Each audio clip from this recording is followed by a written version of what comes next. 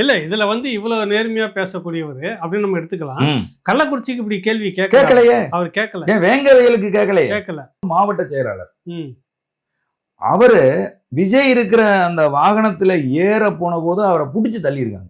இங்க ஒரு மாவட்ட செயலாளருங்கிறது எவ்வளவு அவர்தான் பொதுவா இப்ப திமுக, அதிமுக மாவட்ட செயலாளர்கள் அவங்க கூட குறுநில வச்சுதான் மன்னன் நிகழ்ச்சியை மாதிரிங்க. நடத்துறாங்க. அரசியலே தெரியல. அரசியலே தெரியலன்னு தாவேகா. புஷி ஆனந்துங்கிற ஒரு ஆளை கூட வச்சுக்கிட்டு விஜய் ஒருபோதும் அதாவது அரசியல் ஜனரஞ்சக அரசியல் செய்ய முடியாது. முடியாதுன்னு ம். முடியவே மக்களுக்கான அரசியல் செய்ய முடியாது. ரசிகர் மன்றம் வேணா நடத்தலாம். ஒரு சக்தி வாய்ந்த இளைஞர் கூட்டத்தை வந்து வீணடிச்சிடாதீங்க அப்படின்னு இப்படி பேசுறீங்கல்ல. இந்த விமர்சனங்கள் எல்லாமே அவங்கள தாக்குறதா மட்டும்தான் பாக்குறாங்கல்ல. அது தப்பு தம்பி அப்படின்னு முதல்லயே சொல்லிட்டாங்க. நான் கேள்வி எழுப்புறேன், என் கேள்விக்கு விடை தேடு, உன்னே நீ செதுக்கிட்டு நீ நல்லா எழுந்து வருவ, கேள்வி எழுப்பணும் தம்பி, நான் கேள்வி எழுப்புறேன்னு தான் சொல்றாரு. அண்ணே இப்ப நாங்க அண்ணா இந்த இது நிறைய விஷயங்கள் இருக்குண்ணே. எங்களுக்கு நிபந்தனைகள் போட்டுட்டாங்கிறாங்க. டேய் எங்களுக்கும் நிபந்தனை போடுறான்டா. நாம் தமிழர் கட்சிக்கு அவன் 25 நிபந்தனை தான் போடுறான். உனக்காவது இடம் ஒதுக்கி கொடுத்துட்டாங்க. எங்களுக்கு நாங்க கேட்ட எந்த இடத்தையும் அவங்க ஒதுக்கி கொடுத்ததே கிடையாது. நாங்க ஒவ்வொரு முறையும் கோர்ட்ல போய் தாண்டா வாங்கிட்டு வரோம். நம்மளை நோக்கி அண்ணன் செந்தமிழன் சீமான் அழைக்கிறார் என்று வருகிற அந்த ஆயிரக்கணக்கான தம்பி தங்கைகளுக்கு குடிநீர் கொடுக்கிற பொறுப்பு நாம் தமிழர் கட்சியோட பொறுப்புன்னு, அது அரசாங்கத்தோட பொறுப்பு கிடையாது. எங்களை நோக்கி வருகிற பெண் பிள்ளைகளுக்கு பாதுகாப்பு கொடுக்க வேண்டிய பொறுப்பு, அவர்களுக்கான கழிப்பிட வசதிகளை ஏற்படுத்தி கொடுக்கக்கூடிய பொறுப்பு எங்க பொறுப்புன்னு, என் கட்சி பொறுப்பு. அது அரசாங்கத்தோட பொறுப்பு கிடையாது. புரியுதுங்களா? இப்ப இந்த விஜய் கட்சி தம்பிங்க எல்லாம் பேசுறத பார்த்தா எப்படி இருக்குன்னா, அதெல்லாம் ஏதோ அரசாங்கம் செஞ்சு கொடுக்கணும், அரசாங்கம் தான் தண்ணி கொடுத்துருக்கணும், அவங்களுக்கு தெரியல அப்படின்னு அவங்க பேசுறாங்க. கிடையாது தம்பிகளா. எங்களுக்கு சிஎம் வந்து அங்கிள்ங்கிறான், சிஎம் சார் அப்படிங்கிறான். டேய் அவர் சிஎம் தாண்டா, ஆனா மக்கள் பிரதிநிதி. அவரு தமிழகம் முழுதும் இருக்கக்கூடிய மக்களோட பிரதிநிதி. அவரை நீ தனி மனித தாக்குதல் நடத்தக்கூடாது. விஜய் மேல கைய வச்சுப்பார், தமிழ்நாடு எப்படி பத்து எரியும் பார். ஜெய் ஜெயலலிதாவையும் அரெஸ்ட் பண்ணிருக்காங்க, கலைஞர் கருணாநிதியும் அரெஸ்ட் பண்ணிருக்காங்க, இந்துக்களின் தலைவர்னு சொல்ற ஜெயேந்திரரையும் கைது பண்ணிருக்காங்க, மிகப்பெரிய அளவுல தமிழகத்தையே ஆட்டி படைச்ச ராமதாஸையும் கைது செஞ்சிருக்காங்க. என்ன தமிழ்நாடு பத்தி எரிஞ்சிச்சா? என்னமோ நீங்க புதுசா மிரட்டுறீங்க. ராவணாவின் வளர்ச்சிக்கு உங்களுடைய பங்களிப்பை அளிக்க விரும்பினால் டிஸ்கிரிப்ஷன்ல இருக்கக்கூடிய வங்கி எண்ணிற்கு உங்களுடைய பங்களிப்பை செலுத்தலாம். நன்றி, வணக்கம்.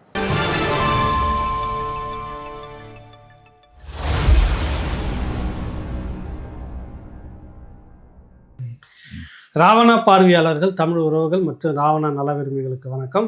நாம் தமிழர் கட்சியினுடைய மாநில ஒருங்கிணைப்பாளர் இயக்குனர் சோழன் மு. கலைஞனம் அவரை சந்திக்கிறோம். வணக்கம்.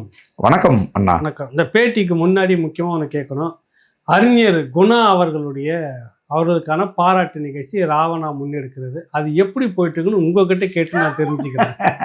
நிகழ்ச்சி வந்து மிக அழகா ஒருங்கிணைஞ்சு சிறப்பா வந்து நடந்துட்டு இருக்குண்ணா. நிகழ்வுக்கான அரங்கு வந்து முடிவு செய்யப்பட்டுருச்சு. அதுக்கு அங்கே வைக்க வேண்டிய பதாகைகள், அதுக்கப்புறம் வந்து ஒளி அமைப்புகள், இது எல்லாமே வந்து முடிவு செய்யப்பட்டு எல்லா வேலைகளும் கிட்டத்தட்ட முடிஞ்சிருச்சு. 5ஆம் தேதி மாலை 3 மணிக்கு நீங்கள் எல்லாம் நிகழ்வுக்கு வரணும் அப்படிங்கிறது மட்டும்தான் பாக்கி இருக்கு. ஆமாம், நிச்சயமாக நிகழ்வு வந்து மிக ஆகச்சிறந்த ஒரு நிகழ்வாகவும் தமிழ் தேசிய வரலாற்றில் மிக முக்கியமான நிகழ்வாகவும் இது அமையும். இந்த நிகழ்வை ஒருங்கிணைச்சு நடத்துகிற உங்களுக்கும் ராவணா நிறுவனத்துக்கும் என்னுடைய நன்றியை வந்து தெரிவிச்சுக்கிறாங்க. இதில் என்ன சொல்லணும்னா, வெளிப்படையாக சொல்லிடணும், எல்லாருக்கிட்டையும் சொல்லிடணும். உண்மையிலே இதுக்கான முயற்சி எடுத்து அலைஞ்சது போனது எல்லாம் செய்தது ராவணா, நம்ம தான் செய்தோம், இல்லைன்னு மறுக்கலை. ஆனால் நிகழ்ச்சி அப்படின்னு சொன்ன உடனே அதுக்கான இடத்த போய் மெனக்கிட்டு நீங்கள் பார்க்குறீங்க. நீங்கள் தான் 3-4 மண்டபம் அலைஞ்சிங்க. அதில் கடைசியாக விலை கட்டுப்படி ஆகிற மாதிரி ஒரு மண்டபத்தை தேர்ந்தெடுத்தோம். அது ஒரு சரியான இடமும் கூட இருந்தது. அதுக்கு பிறகு அடுத்த நாள் நான் ஃபோன் பண்ணி கேட்குறேன், அந்த மாதிரி இல்லைன்னா நான் திரும்ப கேமரா ஒருங்கிணைப்புக்காக அதுக்கான நிறுவனத்தோடு வந்திருக்கேன். அது பெரிய நிறுவனம், ஸ்ரீராம் ஸ்டுடியோவில் தான் இருக்குது. அவங்களுடைய மேனேஜர்கிட்ட நான் பேசிக்கிறேன், 4 கேமரா ஒருங்கிணைப்பு பண்ணி மொத்தமாக அது வந்து நேரலை பண்ணுறதுக்குன்னு. அதை முடிச்சுட்டு திரும்ப ஃபோன் பண்ணுறேன், நான் தம்பி கவிபாஸ்கர்கிட்ட இருக்கிறேன், வடிவமைப்பெல்லாம் படி தொடர்ச்சியாக தொலைபேசி பண்ணும்போதெல்லாம் நீங்கள் இந்த வேலை சார்ந்தே கிட்டத்தட்ட 1 வாரமாக இருந்தது. உண்மையிலேயே உங்களுக்கெல்லாம் எப்படி நன்றி சொல்கிறதுன்னு தெரியல. ராவணா சார்பாக இந்த இனத்துக்கும் மக்களுக்குமாக அப்படின்றப்ப நீங்கள் எப்பவுமே வந்து முன்னே நிற்பீங்க. அது வந்து நாங்கள் பார்த்துருக்குறோம்.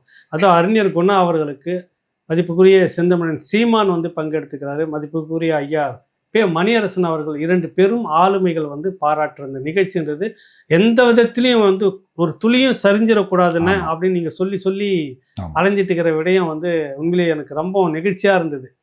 உங்க கூட என்னால் ஓடி வர முடியல. இல்லை, அந்த அளவுக்கு இருக்கட்டும். உங்களுடைய ஓட்டம் வந்து ரொம்ப வேகமாக இருந்தது. இதில் இப்போ கூட ஒரு நிகழ்ச்சியெல்லாம் ஏற்பாடு பண்ணிட்டு வந்து அது விஷயமான விவாதத்துக்கு வந்துக்கிறப்ப தான் நடப்பு விஷயத்தை நம்ம அரசியலுக்கு பேசுகிறோம். ஆமா. உங்களுக்கும் ஒரு பெரிய அளவில் நன்றியை சொல்லணும். நம்ம முதல் கேள்வி அரசியலுக்குள்ளே வந்துடுறாங்க. ம். ஃபெலிக்ஸ் ஜெரால்டு வந்து சமூக வலைத்தளங்களில் வந்துட்டு கலவரத்தை இப்படிலாம் பேசுறதுக்கு, வன்முறை தூண்டுறதுக்கு, ஒரு பதட்ட சூழ்நிலை ஏற்படுத்துறது இப்படின்ற செக்ஷன் பிரிவில் தான் அவர் கைது பண்ணி சிக்கலான நிலையில் கொண்டு போய் மருத்துவமனையில் வச்சு கார்டியாக் அரெஸ்ட் அவருக்கு. அதுலேயும் கொண்டு வந்து நீதிமன்றத்தில் நிறுத்தி சிறைக்கு அனுப்பணும்னு மெனக்கிடுறாங்க. அப்புறம் நீதிபதியை பார்த்துட்டு விசாரித்து 2 தரப்பும் கருத்து கேட்டுட்டு சட்டப்படியே அவர் வந்து பெயிலில் விட்டுருக்கிறாங்க. இப்போ இதை விட இன்னும் கூர்மையாக, இதை விட இன்னும் ஆழமான ஒரு பதிவு, நல்லா கவனிச்சுங்க, கூர்மையாக ஆழமாக பண்ணக்கூடிய ஒரு பதிவு. நேபாளத்தை போல தமிழ்நாடு வந்து இருக்கு. இப்படியான ஒரு அரசு இப்படி எல்லாத்தையும் கட்டுப்படுத்தி எல்லாத்தையும் அடக்குமுறையாக பண்ணும்போது இப்படித்தான் மாறணும்னு ஒன்று போடுறாரு. அது எடுத்துட்டாரு. ஆனால் போட்ட உடனே அதுக்காக ஒரு வழக்கு பதிவு செய்தாங்க 2 பிரிவின் கீழே. அவரை கைது பண்ணவே இல்லை. சட்டம் எல்லாருக்கும் ஒன்று தான் சொல்லுது. இவருக்கு ஒரு சட்டம் வேகமாக காட்டி உடல்நிலை சரியில்லைன்றதை கூட நீங்கள் மருத்துவமனையிலேருந்து அவங்க சொல்கிறாங்க, இந்த மாதிரி வந்திருக்குது, அவருக்கு ஹார்ட் அட்டாக் மாதிரி வந்திருக்குது, கட்டாயம் அப்சர்வில் தான் இருந்தாகணும், கண்காணிப்பில் இருந்தாகணும்னு சொன்ன பிறகும் கூட அழுத்தம் கொடுத்து வண்டியில் ஏற்றி 8 மணிக்கு கொண்டு வந்து நீதிமன்றத்துக்கு முன்னாடி நிறுத்துறப்ப நீதிபதி வீட்டுக்கு முன்னாடி அந்த வேகம் ஏன் ஆதவ அர்ஜுனுக்கு இல்லை? என்ன காரணம்னு நினைக்கிறீங்க? அதுதான் நம்ம மதிப்புக்குரிய அண்ணன் தொல் திருமாவளவன் அவர்கள் சொல்லுவது போல வந்து ஒரு அண்டர் டீலிங் அவங்களுக்குள்ள இருக்கும் போல இருக்கு. ஏன்னு கேட்டீங்கன்னா, ஃபெலிக்ஸினுடைய பதிவு இந்த சமூகத்தில் எந்த ஒரு பாதிப்பையும் ஏற்படுத்தாத ஒரு பதிவு. அது வந்து ஒரு சம்பவம் நடந்திருக்கு. அந்த சம்பவத்தில் சில பேர் வந்து அரசின் மீது குற்றம் சுமத்துறாங்க, சில பேர் விஜய் மேலே குற்றம் சுமத்துறாங்க. இது ரெண்டுமே வந்து பொது வெளியில் வந்து பேசப்பட்டுக்கிட்டு தான் இருக்கு. அரசு தரப்பு அப்படிங்கிறது வந்து காவல்துறை முறையான பாதுகாப்பு கொடுக்கல, முறையான நடவடிக்கை எடுக்கலைன்னு ஒரு தரப்பு பேசுது. திட்டமிட்டு செந்தில் பாலாஜி அவர்கள் அந்த கரூர் மாவட்டத்தினுடைய எம்எல்ஏவாக இருக்கிற முன்னாள் அமைச்சராக இருந்தவர் இந்த கலவரத்தை உருவாக்குனாருன்னு ஒரு தரப்பு சொல்லிட்டு இருக்கு. இன்னொரு தரப்பு வந்து விஜய் தாமதமாக வந்தார், விஜய் வந்து முறையாக வந்து திட்டமிட்டு எதையும் நடத்தலை அப்படின்னு ஒரு குற்றச்சாட்டை முன் வச்சுட்டு இருக்காங்க. இது ரெண்டையும் சொல்வதற்கான கருத்துரிமை ஊடகவியலாளர்களுக்கு இருக்கு, புரியுதுங்களா? அதுல ஒரு பக்கமா விஜய் வந்து தவறு இல்லை, மாநில அரசு காவல்துறை தான் தவறு அப்படிங்கிற ஒரு ரீதியில ஃபெலிக்ஸ் வந்து பேசினார். ஆனா ஆதவ அர்ஜுனா போட்ட பதிவு இருக்கு பாருங்க, அது பேராபத்தான பதிவு. It is against Indian constitution, it is against Indian sovereignty, இந்திய இறையாண்மைக்கு எதிரான ஒரு பதிவு. அந்த பதிவு அதாவது சவால் விடுறாரு. என்ன சவால் விடுறாருன்னா, சென்சி, அதாவது 1995க்கு பிறகு பிறந்த இளைஞர்கள் ஒருங்கிணைஞ்சு எப்படி நேபாளில் ஒரு பெரிய கலவரத்தை உருவாக்கினார்களோ, எப்படி வங்கதேசத்தில் ஒரு பெரிய கலவரத்தை உருவாக்கினார்களோ, எப்படி வந்து இலங்கையில் ஒரு பெரிய கலவரத்தை உருவாக்கினார்களோ, அதுபோல தமிழ்நாட்டிலும் ஒரு பெரிய கலவரத்தை உருவாக்குவாங்க அப்படின்னு தமிழக அரசு எச்சரிக்கைன்னு சொல்றது இருக்கு பாருங்க. இது இந்திய இறையாண்மைக்கு எதிரானது, அரசியலமைப்பு சட்டத்துக்கு எதிரானது. ஒரு தனி மனிதன் ஒரு மிகப்பெரிய கலவரத்தை தூண்டுவதற்கான ஒரு பதிவு இந்த பதிவு. இந்த பதிவுல தேசிய பாதுகாப்பு சட்டத்துல அவர் கைது செய்யப்பட்டிருக்கணும். ஆனா இந்த திருமாவளவன் அவர்கள் சொல்வது போல இந்த விஜய் கட்சிக்கும் திமுகவுக்கும் ஒரு அண்டர்ஸ்டாண்டிங்கு அண்டர் கிரவுண்ட்ல இருக்கிறதுனால தான் இவரை விட்டுருக்காங்க. இதே பதிவை நாம் தமிழர் கட்சியில இருந்து யாராவது ஒருத்தர் போட்டிருந்தா, ஏற்கனவே போட்டிருந்தாங்க, போட்டதுக்காக அவதூறுன்னு சொல்லிட்டு போட்டு அடுத்த நாள் அன்னைக்கு இரவே கொண்டு போய் அடிச்சு உடைச்சிருக்காங்க. ஆமா, மோசமாக அடிச்சு உடைச்சிருக்காங்க. இதே வந்து சவுக்கு சங்கர் போட்டிருந்தா, இல்ல வேற யாராவது ஒரு ஊடகவியலாளர் உங்களுக்கு எதிரான ஒருத்தர் போட்டிருந்தா நீங்க என்ன பண்ணிருப்பீங்க? ஏன் ஆதவ அர்ஜுனாவை தேசிய பாதுகாப்பு சட்டத்துல கைது செய்யல? எவ்வளவு ஒரு பேராபத்தான பதிவு அந்த பதிவு. அந்த பதிவை வந்து தவறாக புரிந்து கொண்டு இங்க இருக்கக்கூடிய இளைஞர்கள் எல்லாம் களத்தில் இறங்கி ஒரு மிகப்பெரிய கலவரத்தை தூண்டியிருந்தா எத்தனை ஆயிரம் பேருடைய உயிர் போயிருக்கும், எவ்வளவு பெரிய சட்ட ஒழுங்கு பிரச்சனையை வந்து ஏற்படுத்தியிருக்கும். அப்போ ஆதவ அர்ஜுனாவை ஏன் விட்டீங்க? இந்த கேள்வி வந்து நமக்கு பெருசா எழுது. இப்போ இதில் அவருக்கு வந்து ஒரு கேள்வி என்னன்னா, ஆதவ அர்ஜுனுக்கு செல்வாக்கு இருக்குது, பணபலம் இருக்குது, மீடியா கட்டமைப்புன்றதை வேகமாக பண்ணிட முடியும். கரெக்டுங்களா? கரெக்ட். இதெல்லாம் இருப்பதாக ஒரு பொதுவாக பார்க்கப்படுற ஒரு மனிதர் தெரிஞ்சுமே வந்து வேடிக்கை பார்த்துட்டு இருக்கிற மாதிரி இருக்கிறதுல வந்து வேற என்ன காரணம்னு நினைக்கிறேன்? என்ன காரணம் அப்படின்னு? ஆமாண்ணே, அவருடைய மாமனார் வந்து மதிப்புக்குரிய மார்ட்டின். அவர் வந்து ஒன்றிய அரசுக்கும் ஸ்வீட் பாக்ஸ் கொடுக்குற ஆளு, மாநில அரசுக்கும் பெரிய அளவில் ஸ்வீட் பாக்ஸ் கொடுக்குற ஒரு ஆள், பெரிய அளவில் நிதி கொடுக்குற ஒரு ஆள். அப்படி நிதி கொடுக்கறதுனால தான் அவர் இந்தியா முழுதும் லாட்டரி டிக்கெட்டை வியாபாரம் பண்ணிட்டு இருக்காரு.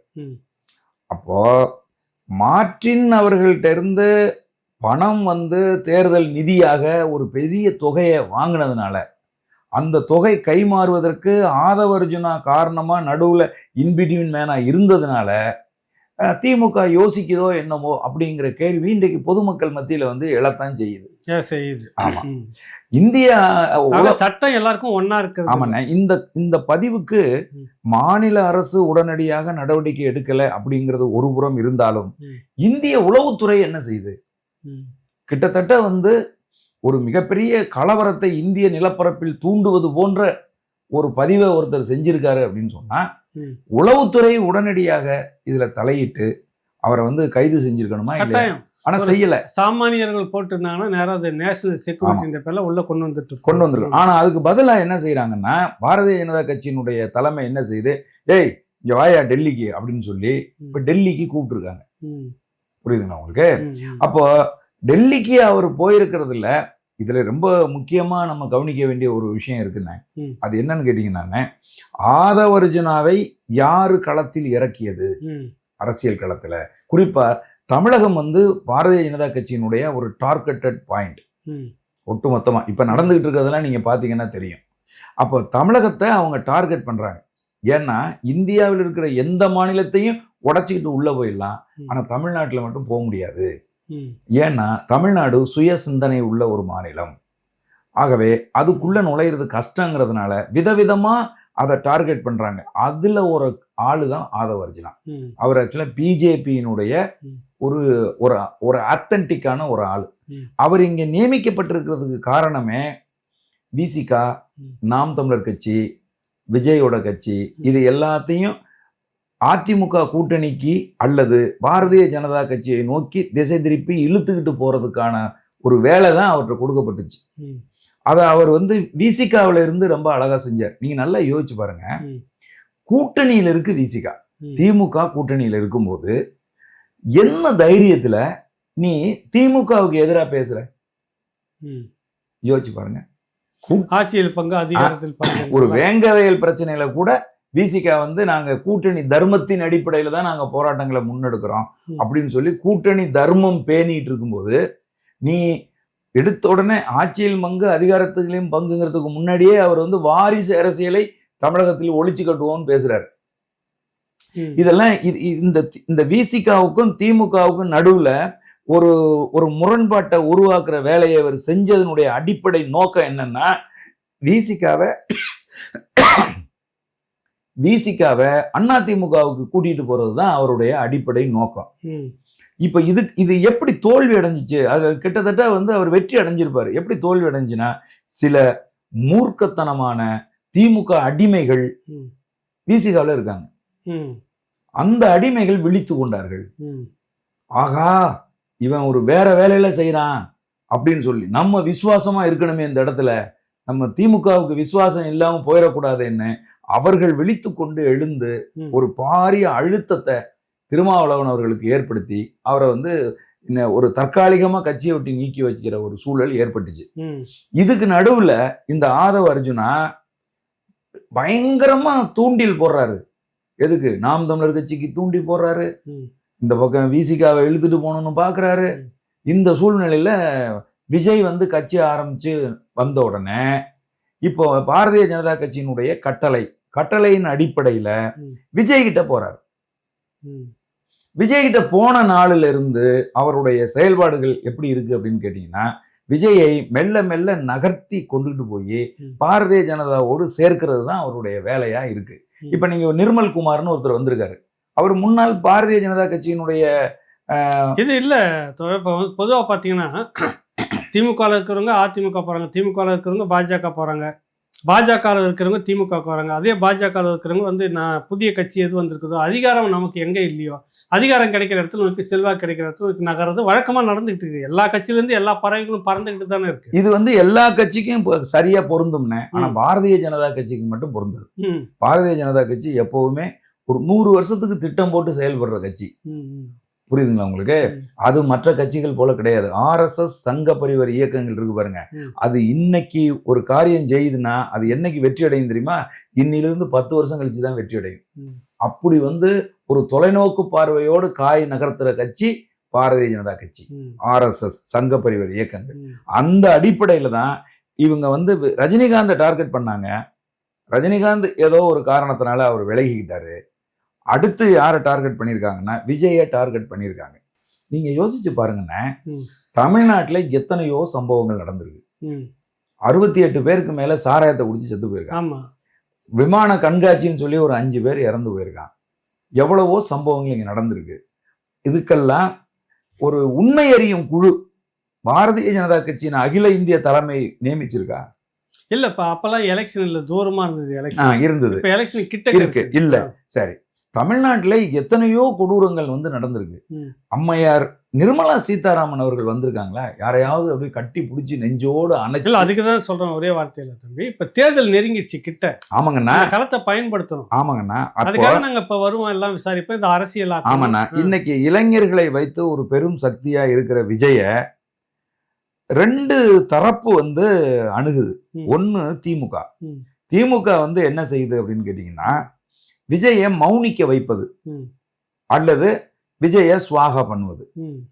இந்த பிஜேபியும் என்ன செய்யுது அப்படின்னு கேட்டீங்கன்னா, விஜயை ஒட்டுமொத்தமா அச்சுறுத்தி வழக்கம் போல மகாராஷ்டிராவில் என்ன செஞ்சாங்களோ, மற்ற கர்நாடகாவில் என்ன செஞ்சாங்களோ அதே போல விஜயை தங்கள் பக்கம் இழுத்துறது.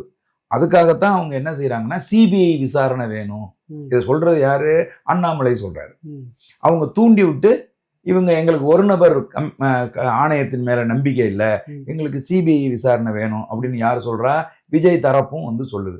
சிபிஐ விசாரணை நாளைக்கு வந்தா என்ன ஆகும் அப்படின்னா, அது ரொம்ப பாரதிய ஜனதா கட்சிக்கு சாதகமா அமையும். கூப்பிட்டு பேச்சுவார்த்தை நடத்துறது. தம்பி, சிபிஐ நல்லா சூப்பரா விசாரிச்சிருச்சு, நீ உள்ள போனீங்கன்னா 10 வருஷத்துக்கு வெளியில வர முடியாது. அவ்வளோ பெரிய குற்றத்தை நீ செஞ்சிருக்க. இந்த இந்தியன் பினல் கோடெல்லாம் மாத்தியாச்சு. இப்ப நாங்க நிறைய சட்டங்கள்ல திருத்தி கொண்டு வந்திருக்கோம். அதன்படி உனக்கு பெரிய பாதிப்பு வரும், நீ பேசாம எங்களோட வா, உன்னை காப்பாத்தி விட்டுறோம் அப்படின்னு சொல்லி உறுதியா அவங்க விஜய அவங்க பக்கம் வந்து இழுப்பாங்க. அதற்கான நடவடிக்கைகள்ல தமிழகத்தில் இருந்து அதற்கான ஒரு ஏஜெண்டா போயிருக்கிற ஆளு தான் இந்த ஆதவ அர்ஜுனா. அதனாலதான் அவன் போட்ட பதிவுக்கு இந்த வரைக்கும் கைது செய்யப்படாமல் இருக்கு. இப்ப இன்னொரு கேள்வியை நீங்க யோசிச்சு பாருங்களேன். புஷ்யானந்த் மேல வழக்கு போடுறீங்க, மாவட்ட செயலாளர் மேல வழக்கு போடுறீங்க, இது எல்லாத்துக்கும் காரணகர்த்தாவா நிழல் போல இருக்கிற ஆதவ அர்ஜுனா மேல ஏன் வழக்கு போடல? ஏன்னா ஆதவ அர்ஜுனா வந்து 2 தரப்புக்கும் இடையில ஒரு ஏஜெண்டா வேலை செய்யற ஒரு ஆளு. Is a agent, political agent. அதனால நம்ம கவலைப்படுறோம்ல, இவ்வளோ பெரிய கலவரத்துக்கான ஒரு காரியத்தை செஞ்சு விட்டான், ஒண்ணுமே செய்யல ரெட்ஃபிக்ஸ் ஃபெலிக்ஸ், அவரை கைது பண்ணி இவ்வளோ பெரிய நெருக்கடி கொடுக்குறாங்க. ஆனா ஒரு மிகப்பெரிய கலவரத்துக்கு காரணமா இருக்கிற ஆதவ அர்ஜுனா ஒன்னும் செய்யல அப்படின்னு சொன்னா, ரெட்ஃபிக்ஸ் ஃபெலிக்ஸ் வந்து நேர்மையான ஊடகவியலாளர், இவன் ஒரு பொலிட்டிக்கல் ஏஜென்ட். இதுதான் ரெண்டுக்கும் நெருங்க முடியல. சரி, இதுல வந்துட்டு இப்ப விஜயும் திமுகவும் ஒரு அண்டர் கிரவுண்ட் டீலிங்ல இருக்கிறாங்கன்றது எப்படி எடுத்துக்கலாம், எதை வச்சு உறுதிப்படுத்தலாம்?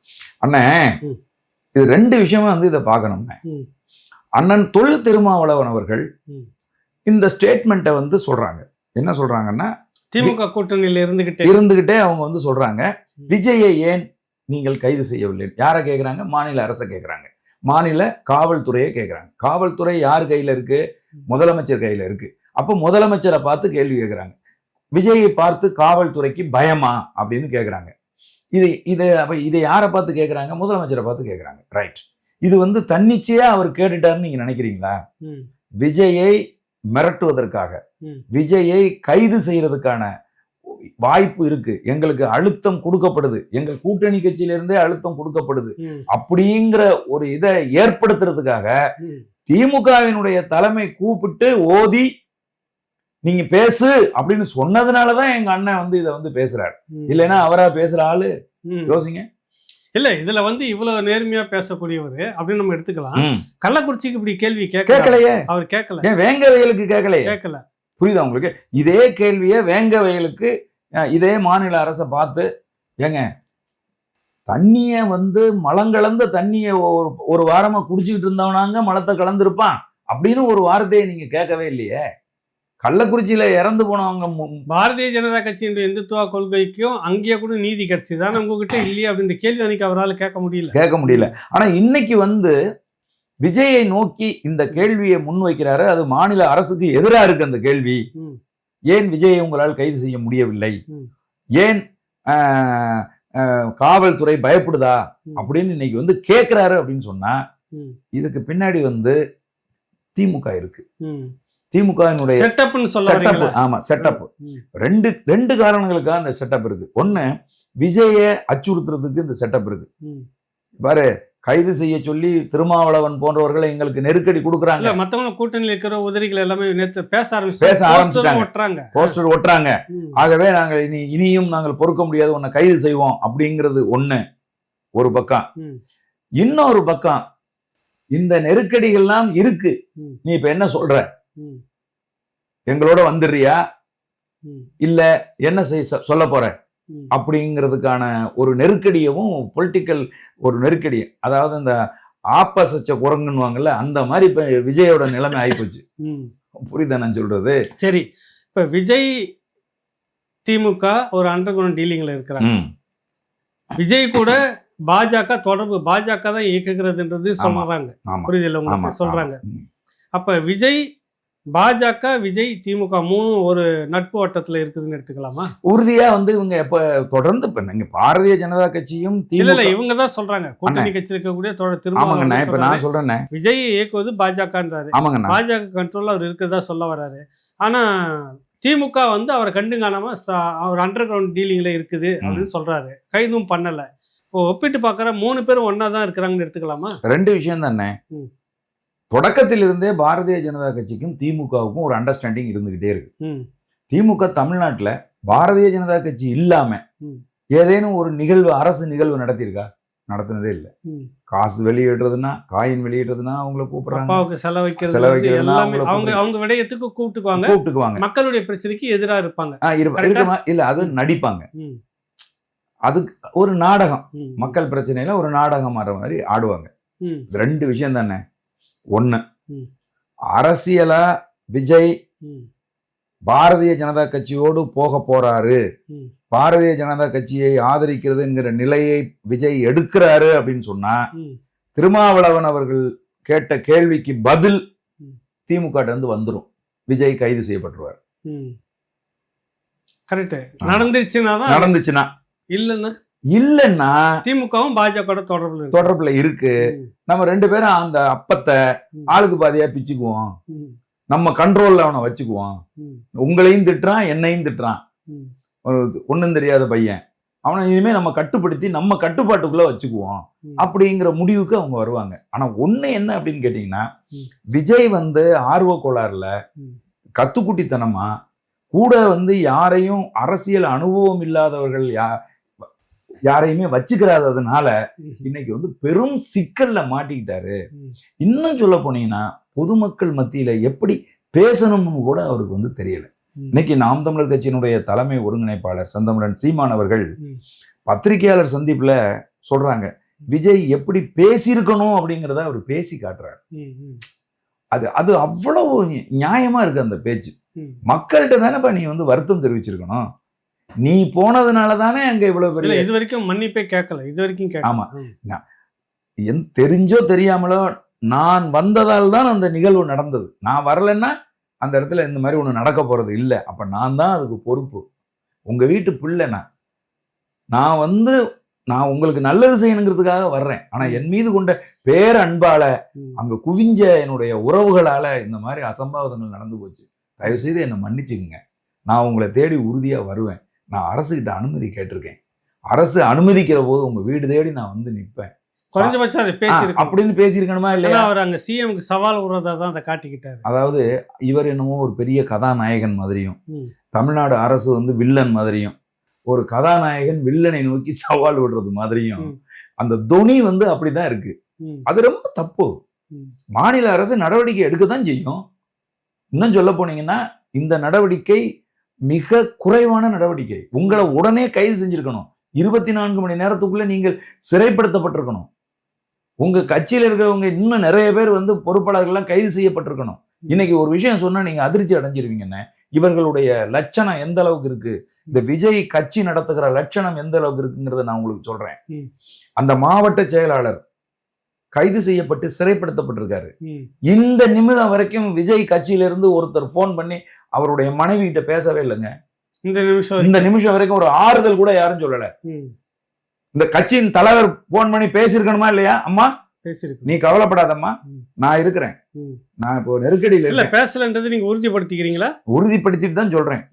அந்த பொண்ணு பேட்டி கொடுத்துருக்கு. இது வரைக்கும் யாரும் ஒன்றும் பேசல, கட்சியில இருந்து யாருமே எனக்கு பேசலன்னு அழுவுது. என் கணவர் கைது செஞ்சு போயிட்டாரு அப்படின்னு. இன்னொரு விஷயம் தெரியுமாண்ணே, அந்த அவரை புஷி ஆனந்த் காணாம போயிட்டாரு. ஆமா, கம்யூனிகேஷன் கட் ஆயிடுச்சு.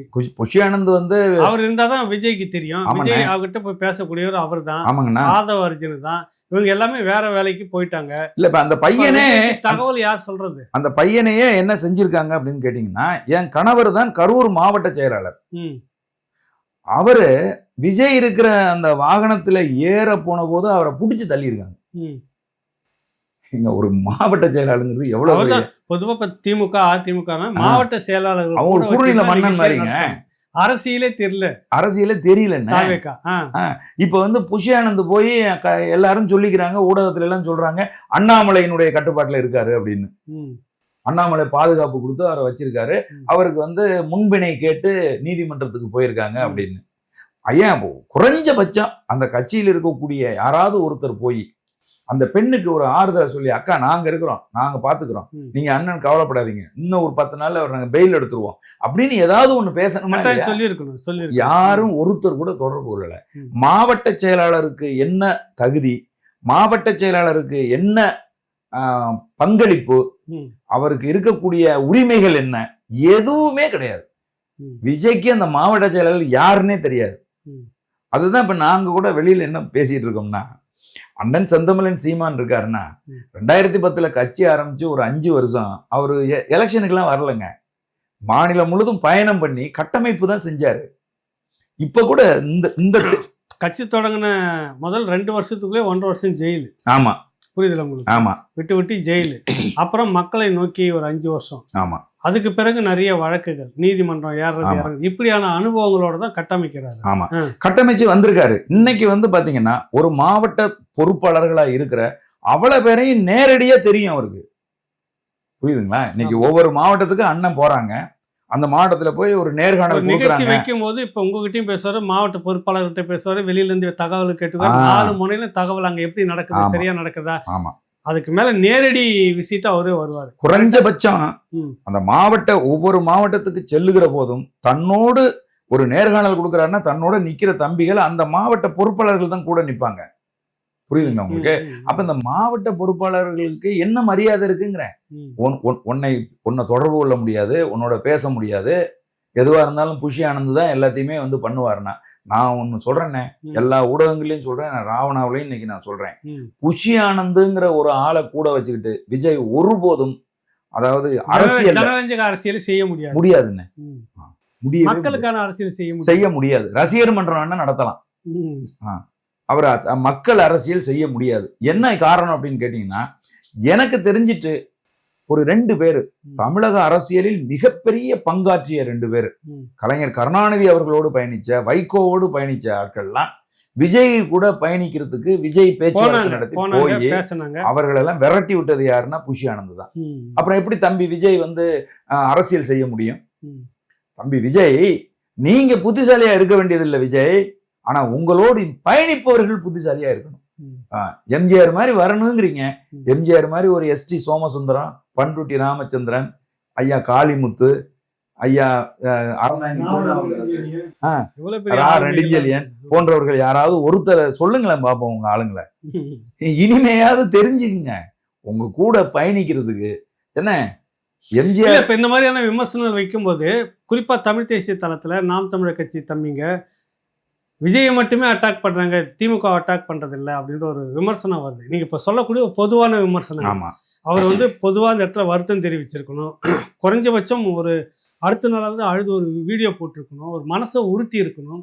எதுவுமே இல்லாம 3 நாளுக்கு பிறகு வந்து பேசுற துணியில கூட இந்த மக்களை பத்தி இறந்தவங்களை பத்தி ஒரு வார்த்தையும் இல்லை. அதிகமா வலி இருக்குதுன்றாரு. பிறகு முழுக்க அங்கே சிஎம்முக்கு தான் சொல்கிறாரு. இந்த மாதிரியான விடயங்கள் கட்சிக்குள்ளார கட்டமைப்பு உங்ககிட்ட சரியில்லை, அதை கூப்பிட்டுன்னு ஒரு சக்தி வாய்ந்த இளைஞர் கூட்டு கூட்டத்தை வந்து வீணடிச்சிடாதீங்க அப்படின்னு இப்படி பேசுகிறீங்கல்ல. இந்த விமர்சனங்கள் எல்லாமே அவங்கள தாக்குறதா மட்டும்தான் பார்க்குறாங்கல்ல, அது எப்படி நீங்கள் எடுத்து? இல்லை, நாங்கள் தாக்கவே இல்லை. எங்கள் அண்ணன் வந்து தொடக்கத்திலேயே சொல்லிட்டாரு, நான் கேள்வி எழுப்புறேன் ஆனா நீ விமர்சனம் செய்வதாக புரிந்து கொள்ளுகிறாய், அது தப்பு தம்பி அப்படின்னு முதல்லயே சொல்லிட்டாங்க. நான் கேள்வி எழுப்புறேன், என் கேள்விக்கு விடை தேடு, உன்னையே நீ செதுக்கிட்டு நீ நல்லா எழுந்து வருவ, கேள்வி எழுப்பணும் தம்பி, நான் கேள்வி எழுப்புறேன்னு தான் சொல்றாரு. அண்ணே இப்ப நாங்க அண்ணே இந்த இது நிறைய விஷயங்கள் இருக்குண்ணே. எங்களுக்கு நிபந்தனைகள் போட்டுட்டாங்கிறாங்க. டேய், எங்களுக்கும் நிபந்தனை போடுறான்டா. நாம் தமிழர் கட்சிக்கு அவன் 25 நிபந்தனை தான் போடுறான். உனக்காவது இடம் ஒதுக்கி கொடுத்துட்டாங்க, எங்களுக்கு நாங்க கேட்ட எந்த இடத்தையும் அவங்க ஒதுக்கி கொடுத்ததே கிடையாது. நாங்க ஒவ்வொரு முறையும் கோர்ட்ல போய் தாண்டா வாங்கிட்டு வரோம். தெரியல அந்த அரசியல் அவங்களுக்கு தெரியலண்ணே, அதனாலதான் அதை பிடிச்சி. அதே வேலுசாமிபுரத்துல வந்து அதிமுக கூட்டத்துக்கு அவங்களுக்கு இல்லைன்னு கடிதம் மறுப்பு கொடுத்துட்டாங்க. ஆமா ஆமாண்ணே, நாங்க நாம் தமிழர் கட்சி நடத்துது இல்லைண்ணே, சென்னையில நடத்துற நிகழ்ச்சிகளுக்கு கூட நாங்க கோர்ட்ல போய் தான் நாங்க அனுமதி வாங்கிட்டு வர்றோம். நிபந்தனைகள் 25 நிபந்தனைகள் 30 நிபந்தனைகள் கொடுக்குறாங்க. அண்ணே, நம்மளை நோக்கி அண்ணன் செந்தமிழன் சீமான் அழைக்கிறார் என்று வருகிற அந்த ஆயிரக்கணக்கான தம்பி தங்கைகளுக்கு குடிநீர் கொடுக்கிற பொறுப்பு நாம் தமிழர் கட்சியோட பொறுப்புண்ணே, அது அரசாங்கத்தோட பொறுப்பு கிடையாது. எங்களை நோக்கி வருகிற பெண் பிள்ளைகளுக்கு பாதுகாப்பு கொடுக்க வேண்டிய பொறுப்பு, அவர்களுக்கான கழிப்பிட வசதிகளை ஏற்படுத்தி கொடுக்கக்கூடிய பொறுப்பு எங்க பொறுப்புன்னு, என் கட்சி பொறுப்பு, அது அரசாங்கத்தோட பொறுப்பு கிடையாது. புரியுதுங்களா? இப்ப இந்த விஜய் கட்சி தம்பிங்க எல்லாம் பேசுறத பார்த்தா எப்படி இருக்குன்னா, அதெல்லாம் ஏதோ அரசாங்கம் செஞ்சு கொடுக்கணும், அரசாங்கம் தான் தண்ணி கொடுத்துருக்கணும், அவங்களுக்கு தெரியல அப்படின்னு அவங்க பேசுறாங்க. கிடையாது தம்பிகளா, எங்களுக்கு இருக்குது. இன்னைக்கு வந்து பாதுகாப்பு பாசறை இருக்கு, புரியுதுங்களா? மாநிலம் முழுவதும் சுற்றுச்சூழல் பாசறை இருக்கு. ஒவ்வொரு பாசறையும் ஒரு பொறுப்பு. மே தினம் வந்து நடத்தினப்ப கோயம்புத்தூர்ல பாட்டில தண்ணி கொடுக்கறதே இப்ப மாத்திட்டோம். இப்ப வந்து நீங்க உட்கார்ந்து இருக்க இடத்துக்கு பைப் வரும், சுத்திகரிக்கப்பட்ட தண்ணி நீங்க உட்காந்துக்கிற இடத்துக்கு பக்கத்திலேயே இருக்கும், அங்கங்க நீங்க புடிச்சு குடிச்சுக்கலாம். உங்களுக்கு சுற்றுச்சூழல் பாதிப்பு அந்த பிளாஸ்டிக்ன்றது மிக பெரும். அன்னைக்கு லட்சக்கணக்கான பேர் கூடி இருந்தாங்க. குறைஞ்சது ஒரு 2 லட்சம் பாட்டிலாவது அந்த இடத்துல, 1 லட்சம் பாட்டிலாவது குவிஞ்சிருக்கணும். அவ்வளவு அன்னைக்கு எவ்வளவு பெரிய பாதிப்பு ஏற்படுத்தும். அது இல்லாத இந்த அளவுக்கு தொலைநோக்கு பார்வையோட செய்யற கூட்டமும் இங்க இருக்கு இல்லைங்கண்ணா. இப்ப நீங்க அதுக்கு என்ன காரணம் அப்படின்னு கேட்டீங்கன்னா, ஒரு நிகழ்வு திட்டமிடப்படுதுன்னா, இல்ல இப்ப இதெல்லாம் வந்து அவங்க விஜய் ஒண்ணு எடுத்துக்கணும்ன்றீங்களா? அதுக்குதான் நாங்க சொல்றோம், அதுக்காகத்தான் நாங்க சொல்றோம். நீங்க தப்பா செய்யறீங்கடா, முதல்ல கட்டமைப்பு வேலையை செய்யுங்க. நேத்து மதிப்புக்குரிய வைகோ வந்து ஒரு கேள்வி கேட்கிறாரு, அத போய் நீங்க வந்து வைகோ உனக்கு எதிரா பேசுறாருன்னு எடுத்துக்கிட்டீங்கன்னா அது தப்பு. அவங்க என்ன கேக்குறாங்கன்னா, இவ்வளவு பெரிய இளைஞர் படை உங்ககிட்ட இருக்குல்ல, ஒரு மாவட்டத்துக்கு ஒரு 200-300 பேரை ஒரு பாதுகாப்பு படையணியா உன்னால மாத்திக்க முடியாதா? என் கட்சியில இருக்கான்பா, என் கட்சியில பாதுகாப்பு படைன்னு ஒண்ணு இருக்கு, கூட்டத்தை ஒருங்கிணைக்க ஒரு யூனிஃபார்ம் போட்டுக்குவாங்க. ஆமாண்ணே, ஒரு யூனிஃபார்ம் போட்டுக்குவாங்க. மதிமுக யூனிஃபார்ம் போட்டிருப்பாங்க, திமுக யூனிஃபார்ம், தொண்டர் படைன்னு வச்சிருப்பாங்க. அவங்க என்ன செய்வாங்கன்னா, ஒரு 50,000 பேர் திரள்றாங்கன்னா அந்த தொண்டர் படையிலிருந்து ஒரு 2000-3000 பேர் வந்திருப்பாங்க. அவங்க கூட்டத்தை ஒழுங்கிணைக்கிறது, தண்ணீர் கொடுக்கறது, இந்த மாதிரி வேலையெல்லாம் செய்வாங்க. இதெல்லாம் செய்யாம எதுக்குப்ப அந்த வேலைக்கு வந்தேன்னு கேட்கிறாரு அவரு. அதுதான் நேரா தியேட்டர்ல இருந்து அப்படியே ரோட்டு கூட்டணும் நம்ம அந்த விமர்சனத்தை வைக்கிறோம். அது வந்து விமர்சனம், அது வந்து உன்னை திட்டுறது, உன்னை வீழ்த்துறது கிடையாது. அதுக்கப்புறம் இன்னொரு கேள்வியை வந்து முன் வைக்கிறாங்க, எல்லாருமே முன் வைக்கிறாங்க. ஏப்பா, உலகத்திலேயே எந்த ஒரு பரப்புரைக்கும் யாரும் இவ்வளவு பெரிய வாகனத்தை தூக்கிட்டு வரலையே, அந்த வாகனமே பாதி இடத்த வந்து அடைச்சிக்குது. எல்லாமே டெம்போ டிராவல்ல தான் ஜெயலலிதா வந்தாங்க, டெம்போ டிராவலர் தான் கலைஞர் வந்தாரு, விஜயகாந்த் வந்தாரு. இன்னைக்கு இருக்கிற சீமானன்ல இருந்து எல்லாருமே டெம்போ டிராவல்ல வந்து தானே இது மக்களை சந்திக்கிறாங்க. நீ எதுக்கு அவ்வளோ பெரிய வாகனத்தை தூக்கிட்டு வரேன்னு ஒரு கேள்வியை கேட்குறாங்க. இதெல்லாம் விமர்சனமே கிடையாது. அண்ணே ரொம்ப கொடுமையானது என்ன தெரியுமா? ரொம்ப நான் கொடுமையான ஒரு விஷயத்த மட்டும் சொல்றேன். நான் அண்ணன் செந்தமிழன் சீமான் இன்னைக்கு காலைல சொன்னாரு, தம்பி உன் பேச்சுல வருத்தம் இல்லை, அங்க 41 உயிர்கள் ஒன்னால போயிருக்குங்கிறதுக்கான எந்த வழியும் சுமந்து நீ பேசல அப்படின்னாருண்ணே. இன்னைக்கு அவங்க ஒரு காரியம் செஞ்சிருக்காங்க. என்ன தெரியுமாண்ணே? அவங்க வீட்டுல அவங்க வாகனத்தெல்லாம் நிறுத்தி ஆயுத பூஜை நடத்திருக்காங்க. ஏன்னா ஆயுத பூஜை கும்பிட்றது தானே, அதுல என்ன இருக்குது? அந்த இறந்து போன 41 குடும்பத்து வீட்லயும் ஆயுத பூஜை நடத்திருப்பாங்களாண்ணே? வாய்ப்பு இல்லை. அப்ப உங்களால 4141 குடும்பத்துல இன்னைக்கு உயிர்கள் போயிருக்கு. பச்சிலம் பிள்ளைகள் 10 குழந்தைங்க செத்துருக்குன்னா உன் வீட்டுல வந்து இந்த நிகழ்ச்சியை கூட உங்களால ரத்து பண்ண முடியல. நீங்க அந்த மக்களுக்காக எப்படி அரசியல் பண்ண வரீங்கன்னு கேக்குறீங்க. அப்ப நீ துயரம் தோய்த்தவன் இல்லாம இருக்குல்ல. உனக்குள் துயரம் இருந்தால், உனக்குள் வருத்தம் இருந்தால், நீ இந்த 41 பேரு நமக்காக இறந்துட்டாங்களேன்னு ஒரு ரத்த கண்ணீர் உன் நெஞ்சுக்குள்ள வடிஞ்சதுன்னா ஆயுத பூஜை கொண்டாடுவாடா வீட்டுல? கொண்டாடி இருக்காங்க. அவங்க நியூஸ் 18ல செய்தியா போடுறான், வீடியோவோட போடுறான். பார்த்தா அப்படியே கோபம் அப்படி வருது நமக்கு. ஏண்டா அப்போ கொஞ்சம் கூட இந்த மக்களை பத்தின அக்கறையோ கவலையோ உனக்கு சுத்தமா கிடையாதா? நீ எல்லாமா மக்கள் தலைவனா வர போற? அதெல்லாம் வந்துண்ணே, மக்கள் தலைவனுங்கிறதுக்கெல்லாம் ஒரு சாக்ரிஃபைஸ் இருக்குண்ணே. புரியுதா உங்களுக்கு? கொஞ்சம் இழக்கணும்ண்ணே. மக்களை பத்தி கவலைப்படணும்ண்ணே. எப்பவுமே இப்ப நாங்களும் ஒரு விஷயம் தெரிஞ்சுங்கண்ணே, இவர் விமர்சிக்கிறத விட பல மடங்கு அதிகமா எங்க அண்ணன் செந்தமிழன் சீமானும் அவருடைய தம்பிகளாகிய நாங்களும் திமுகவை விமர்சிக்கிறோம். ஆனா திமுக காரனுக்கு யாருக்கும் கோபம் வராது. ஏன்னா நாங்க கொள்கை ரீதியா விமர்சிக்கிறோம், தனி மனித தாக்குதல் நடத்துறது இல்லை. ஆனா விஜய்க்கு தெரியாத ஒரு விஷயம் என்னன்னா, அவன் சினிமா ஆக்டருங்கிறதுனால, சினிமா கதாநாயகங்கிறதுனால தனி மனிதர்களை விமர்சிக்கிறான். சிஎம் வந்து அங்கிள்ங்கிறான், சிஎம் சார் அப்படிங்கிறான். டேய், அவர் சிஎம் தான்டா, ஆனா மக்கள் பிரதிநிதி. அவரு தமிழகம் முழுதும் இருக்கக்கூடிய மக்களோட பிரதிநிதி. அவரை நீ தனி மனித தாக்குதல் நடத்தக்கூடாது. புரியுதா உங்களுக்கு? அதை தெரிஞ்சுக்க நீ முதல்ல. அதே மாதிரி கரூருக்கு போனேன்னா, கரூர்ல செந்தில் பாலாஜியை தனி மனித தாக்குதல் நடத்தாத. அதே செந்தில் பாலாஜியை அதே கரூர்ல மீட்டிங் போட்டு எங்க தம்பிகள் தான் தாக்குறானுங்க. அப்போ நீ கத்துக்க வேண்டியது நிறைய இருக்கு தம்பி. நீ அரசியல் அது இல்லாம நீங்க அரசியலுக்கு வந்திருக்கீங்க, அதை தான் விமர்சிக்கிறீங்கன்னு சொல்றீங்க. ஆமாண்ணே. அந்த விமர்சனங்களுக்கு நீங்க ஒரு நோட்டு போட்டு அந்த நோட்ல குறிப்பெடுத்து அந்த விமர்சனங்களுக்கு விடை தேடினாவே நீ ஒரு நல்ல அரசியல்வாதியா வந்துருவ. இதுதான் எங்களுடைய நிலைப்பாடு. இதுல திமுக தரப்பு தவறுன்னு ஒண்ணுமே இல்லைங்களா? அதுல அண்ணே, அரசு தரப்புல எந்த தவறுமே இல்ல அப்படின்னு நாங்க சொல்லல. நிறைய தவறுகள் இருக்கு. சரி, புரியுதா உங்களுக்கு? ஆனா இதுல நம்ம கூர்ந்து கவனிக்க வேண்டிய விடயம் என்னன்னா, இப்படி ஒரு சம்பவம் நடந்த உடனே அரசு தரப்பு வேகமா செயல்பட்டு இருக்கு ஒரு பக்கம். இந்த பக்கம் நமக்கு உறுத்தல விஜய் மேல எல்லாரோட பார்வையும் கோபமும் திரும்பினதுக்கு காரணம் என்னன்னா, அப்புறப்பட்ட அதை அப்படியே விட்டுட்டு அங்க என்ன நடந்துச்சுங்கிறத பத்தி கவலையே இல்லாம அங்கிருந்து தெரிச்சு ஓடி வந்தது. பத்திரிகையாளர்கள் அழைத்த போது கூட நின்னு பதில் சொல்லாம ஓடி வந்தது. அதுக்கப்புறம் அவங்க கட்சிக்காரர்கள் ஒருத்தர் கூட அந்த இடத்துல போய் பொறுப்பேற்காதது. அதனாலதான் விஜயை நோக்கி எல்லாம் திரும்பி வச்சிருக்காங்க. திமுக மேல அடி வந்து கம்மியா இருக்கு. போக போக திமுகவுக்கு அடி விழுவும். அது வேற விமர்சனமா இருக்கும். ஆனா நீ அழைத்தாய். எப்படி அழைச்ச? நான் உங்க வீட்டுல தாய் மாமன், நான் உங்க வீட்டு புள்ள, ஒவ்வொரு வீட்டுக்குள்ளேயும் நான் இருக்கிறேன் அப்படின்னு சொல்லி நீ கூப்பிட்டேல, உன்னை அண்ணனா, தம்பியா, மாமனா, மச்சானா, நண்பனா நினைச்சு, தோழனா நினைச்சு தானே அவங்க எல்லாரும் வந்தாங்க. அங்க ஒரு அசம்பாவிதம் நடந்து போச்சு இல்ல, அதுக்கு நீ தானே பொறுப்பேற்கணும். இந்த நிமிடம் வரைக்கும் பொறுப்பேத்தியா தம்பி? பொறுப்பேற்கலையே தம்பி. அதனாலதான் உன் மேல விமர்சனம் வைக்கிறாங்க. நீ என்னமோ மாநில அரசு தவறு செஞ்சிட்டது மாதிரியும், சிஎம் வந்து கைது செய்யறதுங்கிறது ஒரு உன்னை இன்னும் விட்டு வச்சிருக்கிறதே பெருசு. இந்த நிமிஷம் வரைக்கும் மாநில அரசு எடுத்திருக்கிற நடவடிக்கை விமர்சனத்துக்கு உள்ளானது.